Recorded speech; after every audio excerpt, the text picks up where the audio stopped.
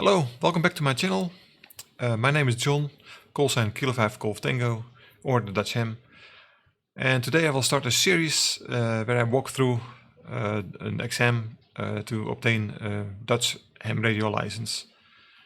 They have two series online, the F exam for the full and the N exam for the novice license. To my opinion, the Dutch license exams are a little bit more focused on the electronic side of the matter, and less towards the regulations. They have some regulations questions, but yeah, to my opinion, the license exam in the Netherlands is a little bit more difficult than the one that we have here in the US. I found this website. I was just googling a little bit.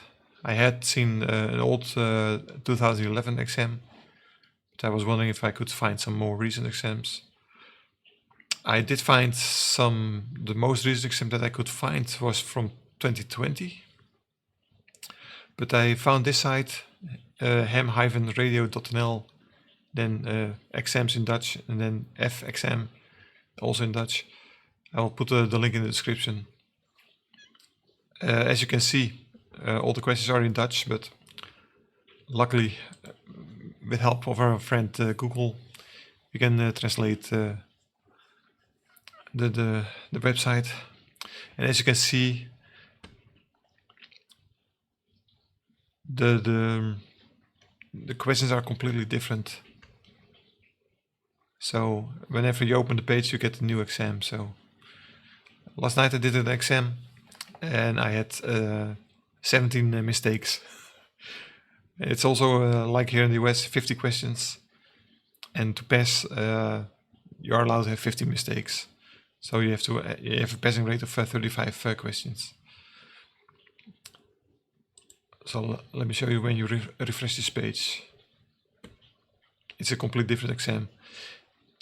Unfortunately, there's no indication from when this exam is. As you can see when we scroll through maybe you see some pictures already.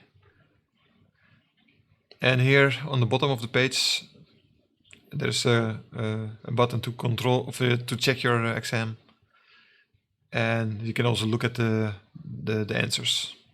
So, but let's go back to the English version. I will see how long it will take. I hope to do about 10 questions, so then it will be a series of 5, but it depends on a little bit how long it will take. So let's start. So the first question: 50 MHz transmitter is connected to Yagi antenna with a gain of 10.4 dB, 20 meters of coax, 20 dB per 100 meters, and a balloon with an attenuation of 0.4 dB. The effective radiated power, ERP, is, the answers are 20 watts, 10 watts, 30 watts, 40 watts. The transmission power of the transmitter is 10 watts. And this is just a little addition and subtraction. You have the antenna with the 10.4 dB gain, 20 meters of coax that has 20 dB loss per 100 meters. So this is a fifth. So the coax is causing 4 dB loss, and also the balloon is causing 0.4 dB loss. So when we subtract that from the 10.4 gain of the antenna, we come to a gain of 6 dB total. And every 3 dB is a doubling of the power, so we go with 3 dB we go from 10 to 20 watts, and then the next 3 dB you go from 20 to 40 watts, so the answer is D. Next question: the impedance of this circuit. Maybe the letters are a little bit small for you guys to see. So it's a series circuit of a resistor and a capacitor. The resistor is 300 ohms, capacitor is 5 microfarad, and the frequency is 500 divided by 2 pi. I notice in these exams they are rounding up pretty easy, so I'm not sure if you're allowed to use a calculator on the exams. So maybe you're only allowed to make calculations on paper. That's what I can remember from the exam that I once did in the 80s, back when I lived in the Netherlands. But the impedance of, so now we already know the impedance of the resistor, this is the 300 ohms. And we have to add the impedance of the capacitor. And as we all know, the impedance of a capacitor is 1 divided by 2 times pi times the frequency times the capacitance. So then we get a value of 1 divided by, let me see, let me calculate it here on a piece of paper. So if we do the, it's easy that the 2 pi is falling away against the 2 pi in the equation. So more or less we get 1 divided by 500 times the 5 microfarad. So that will be 1 divided by 0.0025, and that's 400. So we get an impedance of 300 of the resistor and an impedance of 400 of the capacitance. So that will be 2D, 700 ohms in total. So they don't care about any imaginary parts of the impedance. It's just the total amount. For a coil is given, inductance is 0.25 Henry. If the frequency is 100 Hertz, then XL, if the impedance of this coil is about. Now the impedance of a coil is 2 times pi times the frequency times the inductance. So this, let me calculate it on a piece of paper. 2 pi times 100 times 0.25. And I think here they also pretty rounded up. So it's 200 times 0.25. So there's 50. So we have 50 times pi, and then the only thing that comes close is the 150 ohms. So let's choose that. Next question. The legislator distinguishes between registration in the categories F and N for conducting research by radio amateurs. This distinction determines only the permitted transmission powers and classes of transmissions, class of transmission, status of the assigned bands, frequency bands. No, I haven't been looking at it, but I think it is the frequency bands and the transmission powers. Because class of transmission, I think that is what they mean modulation types. So this would be a guess for me, because I haven't been looking at the regulations really. Okay, next question. We're doing on the time. 10 minutes now about. Skip distance is 0 when the transmission frequency is so low that no space wave is created, is so high that no ground wave is created, is higher than the critical frequency, is lower than the critical frequency.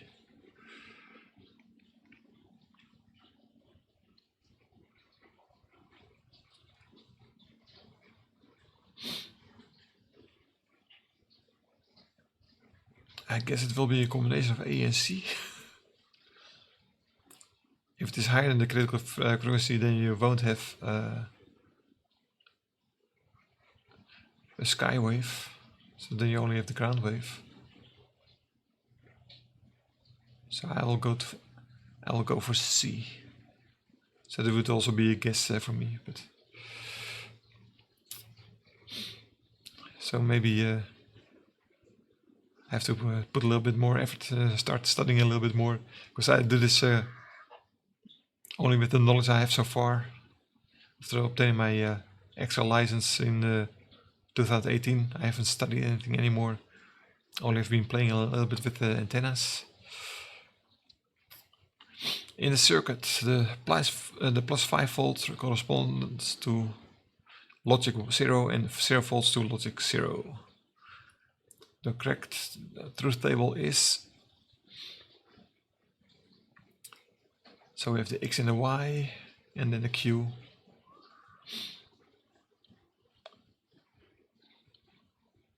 No, this is a logic OR. So if X is 1, then Q will be 1, and if I is 1, Q will be 1, and if both of them are 1, Q will be 1. So let me see.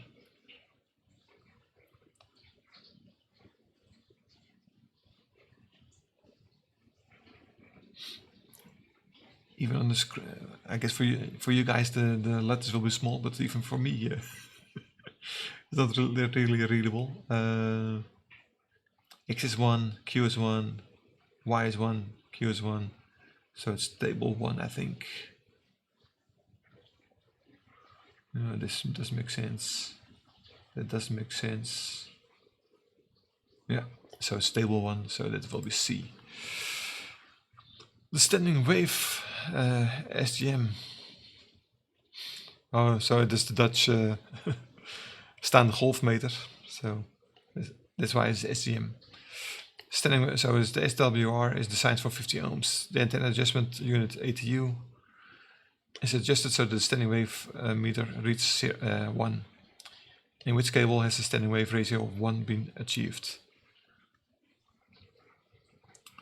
No, so it will protect your transmitter. That's the sender in Dutch. So it's only 1 in the first part of the cable. What happens after the antenna tuner, you don't really care. Well, you do care, but I mean, your transmitter doesn't really care for it, so it's not protecting the second part of the cable, it's protecting the first part of the cable, so it's cable 1 only.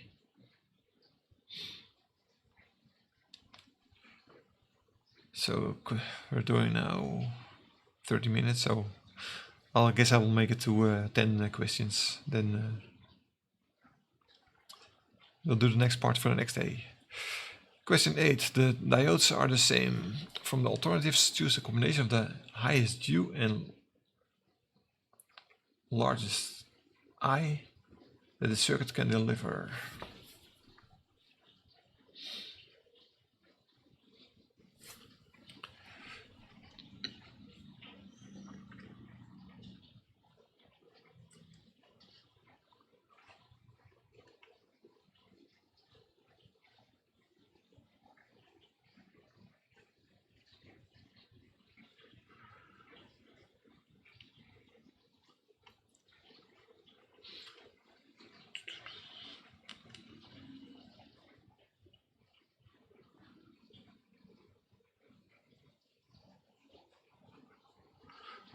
Oh, so they say the blocking voltage of the diodes is 300 volts.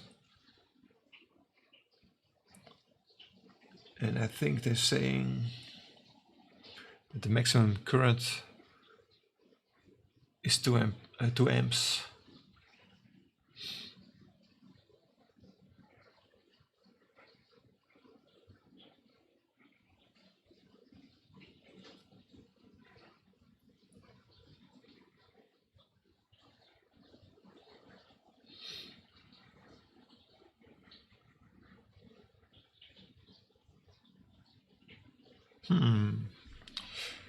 Now they're in series, so you are not gonna duplicate the current. But there can also be some current going.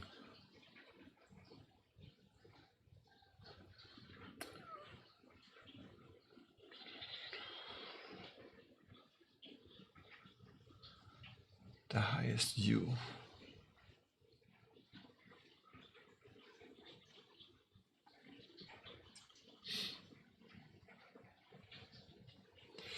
Ooh, this is a tricky one.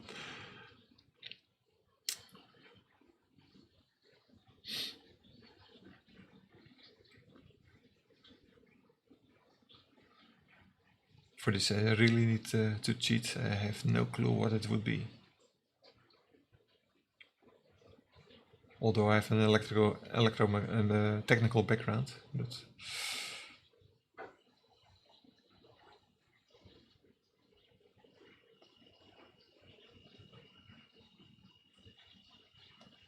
so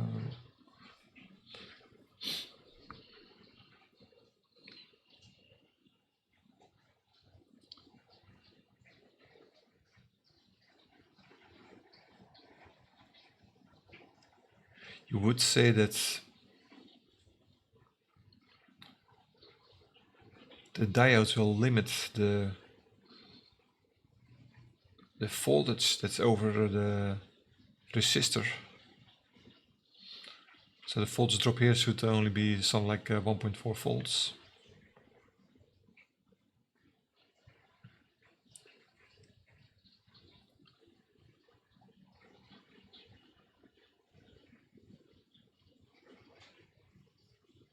Because these diodes are in series, they can block 600 volts.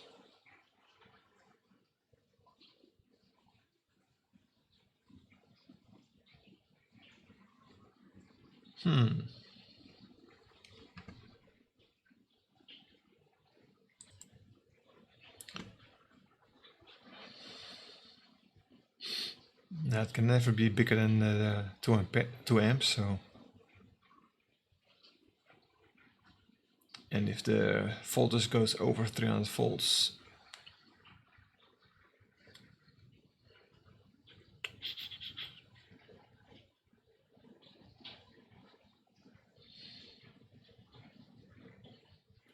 my gut says answer C.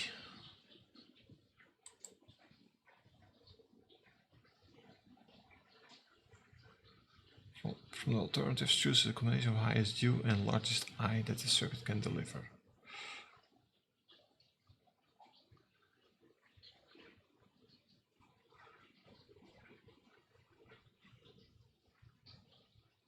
Yeah, okay, so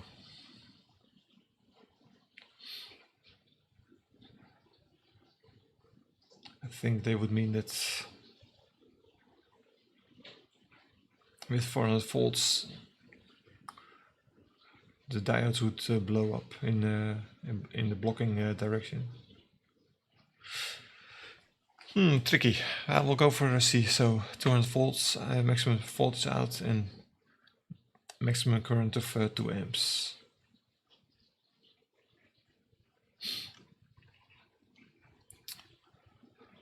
You are very ambitious and decide to build a 2-meter transmitter yourself. Once the transmitter is ready to send a signal, connect an artificial antenna to see how the transmitter works without transmitting a signal. Send the transmitter to telecom agency with request to test the transmitter for harmonics. We're going to try this without further ado and make a connection immediately. Make a general call. No. We'll go for answer A. Connect an artificial antenna to see how the transmitter works without transmitting a signal. Just put it on a dominant. I'm not sure what the answer would be in Dutch. Okay, the voltage across resistor RC is... Okay, that's there. So the feeding voltage is 20 volts.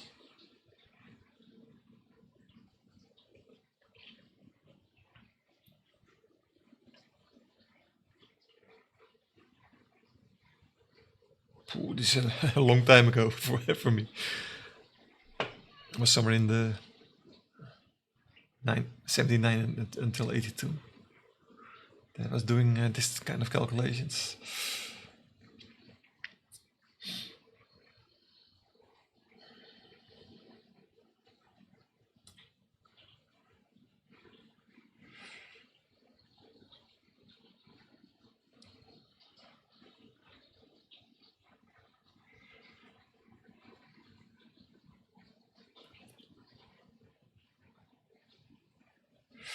Base current is 200 microamps.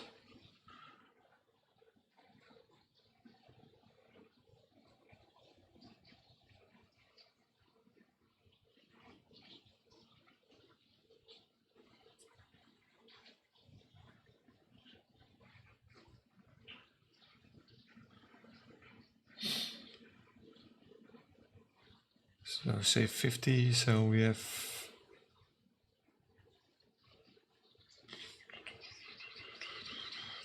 10 milliamps in the collector.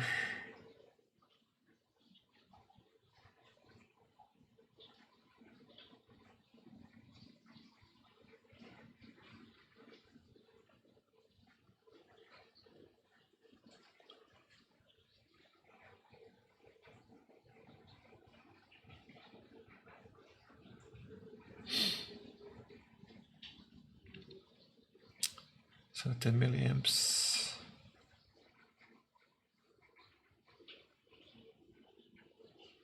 So that would be around 10 volts. So answer C. Okay. Now right now we're at 21 minutes, so I guess it's long enough for today. I'll keep the page open and we'll continue with the rest of the questions in the episode that will come next. So see you next time. If you have any comments, please let me know. Like I said, for me it's also a long time ago that I did this kind of calculations, and for the rest I didn't do any special study when I started this exam. So okay, see you next time. Please like and subscribe, and we'll see you in the next part of this series to get to the 50 questions. See you next time. Bye bye. 7-3.